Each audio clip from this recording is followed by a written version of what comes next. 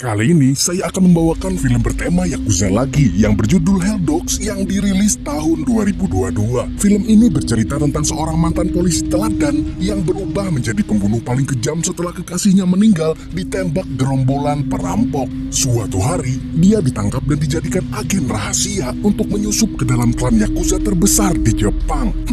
Kira-kira misi apa yang akan dia jalankan? So, tanpa berlama-lama lagi, siapkan mata, telinga, dan anu-anuan kalian semua. Mari kita nobar dan inilah Hell Dogs.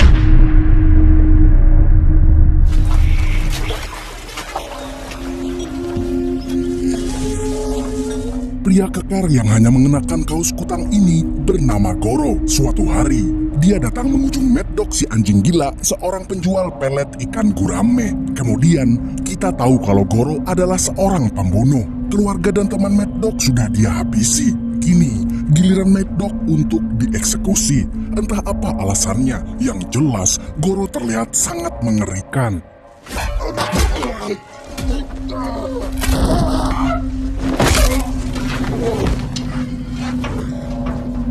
Setelah Mad Dog mokat dalam hitungan detik, Goro mengenang masa lalu ketika dia masih menjadi polisi teladan. Dia tampak jatuh cinta kepada seorang petugas supermarket cantik bernama Mawar. Ternyata Mawar adalah alasan mengapa Goro yang baik hati berubah menjadi beringas. Mawar dibunuh oleh sekelompok orang tidak dikenal saat terjadi perampokan di sana. Tak lama, kabar kematian Mad Dog terdengar oleh pihak berwajib. Goro pun ditangkap dan dibius. Selain itu, mereka juga membongkar masa lalu Goro ketika masih menjadi polisi. Motif pembunuhan yang dilakukan Goro pun sudah diketahui. Goro hanya ingin membalaskan dendam untuk wanita yang sangat ia cintai. Pihak berwajib itu menginginkan Goro untuk menjadi agen rahasia mereka, terutama Pak Inspektur yang berambisi menangkap para Yakuza yang mendirikan bisnis ilegal. Dia ingin Goro menyusup ke dalam salah satu klan Yakuza terbesar bernama Toshokai. Pak Inspektur menjelaskan secara detail mengenai perpecahan yang sedang terjadi di kalangan Yakuza. Hal itu menjadi peluang emas baginya untuk meruntuhkan jaringan bisnis mafia yang merugikan negara. Pak Inspektur menyuruh Goro bergabung dengan salah satu unit ekspansi klan Toshokai yang diberi nama Hell Dogs. Kalau berhasil bergabung dengan unit itu, penyamaran akan semakin mudah. Goro juga diberi identitas baru. Dia harus menjadi pendamping salah satu anggota Hell Dogs paling liar bernama Muro. Goro juga harus mengganti namanya menjadi Shogo Kanetaka selama penyamaran. Dalam waktu singkat, Goro menjadi teman baik Muro. Selain itu, dia juga diberi mandat untuk melatih Muro bertarung. Dia pun mulai membiasakan diri menjadi anggota Yakuza. Hari itu, Goro dan Muro mendapatkan misi untuk membunuh bos dan beberapa anggota geng lawan. Meski hanya berdua, mereka mampu membunuh rombongan itu.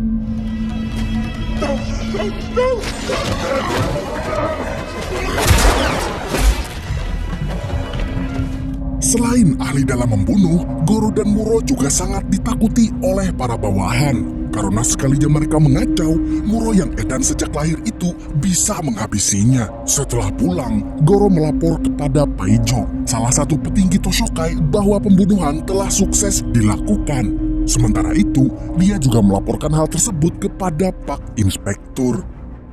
Keesokan harinya, Goro dan Muro pun pulang kampung ke Jepang setelah melakukan misi di Thailand. Tapi, sayangnya mereka tidak disambut dengan baik oleh Slick alias Paimin, si cungkring sombong dan banyak omong. Mereka berdua pun mengajak ribut Paimin yang petantang-petenteng itu. Tak lama, Paijo keluar dari sarangnya. Dia menyambut kedatangan Goro tapi mengabaikan keberadaan Muro. Malam harinya, Paijo mentraktir anak buahnya pesta di hotel mewah untuk merayakan kesuksesan Goro dan Muro. Tetapi, lagi-lagi Muro merasa diabaikan. Dia disuruh duduk di ujung. Goro pun ikut duduk di dekat Muro untuk menemaninya makan. Dia merasa agak kasihan dengan Muro. Ketika semua orang sudah pulang, Muro kembali ke ruang makan tadi dan menyapa salah satu pelayan yang ternyata adalah temannya, yaitu Ana. Ana mengatakan kalau dia ingin menyapa Muro dari tadi, tapi ada banyak Yakuza, dia merasa takut. Setelah itu, Muro mengajak Ana minum-minum bajigur di kafe terdekat sambil mengenang masa-masa ketika mereka masih terjerat di sekte penyembah kodok. Dulu, mereka terpaksa ikut keputusan orang tua, apalagi Muro yang merupakan anak dari ketua sekte tersebut. Tak hanya mengobrol, mereka berdua juga melakukan Oni-chan. Sementara itu, Goro mengunjungi panti pijat tersembunyi. Di sana, dia tidak hanya dipijat, tetapi juga bertukar informasi dengan agen rahasia lainnya, yaitu Bu Sumarni. Beliau sudah lama menyamar dan menyusup ke lingkungan Wakiman, salah satu petinggi Tosokai. Dia mau menyamar karena punya motif. Anaknya dibunuh oleh anggota Tosokai. Malam itu, setelah pijat, Goro ditelepon oleh Paijo untuk segera menghadap. Bu Sumarni kemudian meyakinkan Goro kalau identitasnya tidak akan terbongkar. Setelah itu, Goro langsung menuju tempat Paijo untuk diberi arahan. Surti, asisten pribadi Paijo, menjelaskan semua detail informasinya kepada Goro. Targetnya adalah seorang mafia Amerika keturunan Arab bernama Bahlul. Goro pun pulang untuk melaporkan semua kegiatannya kepada Pak Inspektur. Namun, malam itu, Surti membobol kamar Goro. Goro yang sudah siap-siap menembak pun tidak jadi. Surti ke situ hanya untuk bersenang-senang dengan Goro. Yamete, Onesan. Keesokan harinya, Bu Sumarni dipanggil ke rumah peristirahatan milik Wakiman untuk memijat orang itu. Kalau kamu bertanya kenapa Wakiman pakai masker, jawabannya adalah karena dia kena COVID. Bukan, karena dia hidungnya rusak digigit oleh lawan. Karena itu, dia hanya bernafas lewat mulut. Di tempat lain, Paijo dan Tukimin menawarkan Goro dan Muro untuk menjadi pengawal salah satu petinggi Tosokai, yaitu Toto. Wakiman menyarankan untuk memakai orang-orangnya saja. Tapi untuk pembuktian, Paijo menyuruh Goro dan Muro melawan bodyguard Wakiman. Lalu, dalam hitungan detik, Goro dan Muro berhasil mengalahkan 4 bodyguard Wakiman. Tak lama setelah itu, Toto datang untuk memimpin langsung seleksi bodyguard. Toto menyuruh keempat calon termasuk Goro dan Muro mengenakan rompi anti peluru. Dan sebelum memulai pertandingan,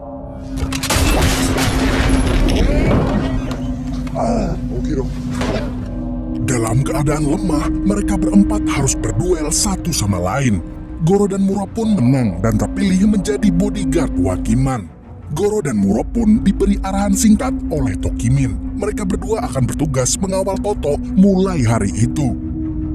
Keesokan harinya, Goro dan Muro pun mulai mendampingi Toto. Kunjungan pertama yang Toto lakukan adalah pertemuan bisnis dengan Miss Chow dari Cina. Toto adalah orang yang sangat disiplin untuk ukuran Yakuza. Dia juga sangat teliti dan penuh kehati-hatian. Selain itu, Toto juga sering melakukan ritual aneh di dalam gedung kosong, entah apa yang dia sembah. Keesokan harinya, Goro pijat lagi di tempat Bu Sumarni. Sekalian bertukar informasi tentang Tosokai dan Toto. Di situ juga ada Pak Inspektur mendengarkan. Malam itu, Pak Inspektur menyuruh Goro untuk mencuri data komputer Toto. Di sana ada data yang membuat kepolisian takut dengan Toto. Jika data itu hilang, Toto tidak akan lagi bisa mengontrol kepolisian. Sementara itu, ketika Goro sudah pergi, Bu Sumarni merasa takut kalau nantinya Goro malah jadi memihak para Yakuza dan berkhianat. Dia menyarankan agar Pak Inspektur menyuruh agen lain untuk menyelidiki Goro diam-diam. Setelah selesai dipijat, Goro jalan-jalan sebentar di dekat pos polisi tempatnya bekerja dulu. Tanpa sepengetahuan dia, si Gembul, salah satu anggota Tosokai, memergokinya dan dia mendengar. Di tempat lain, Ana mengajak Muro ke sebuah pertemuan. Uniknya, itu adalah pertemuan antara para pembunuh dan anak para korban pembunuhan. Mereka sengaja membuat perkumpulan untuk saling menyembuhkan luka masing-masing, alias healing bareng. Setelah itu, Ana bercerita kalau dia sering mendapatkan amplop misterius berisi uang. Setelah dia selidiki, ternyata amplop itu berasal dari seorang polisi berinisial GI.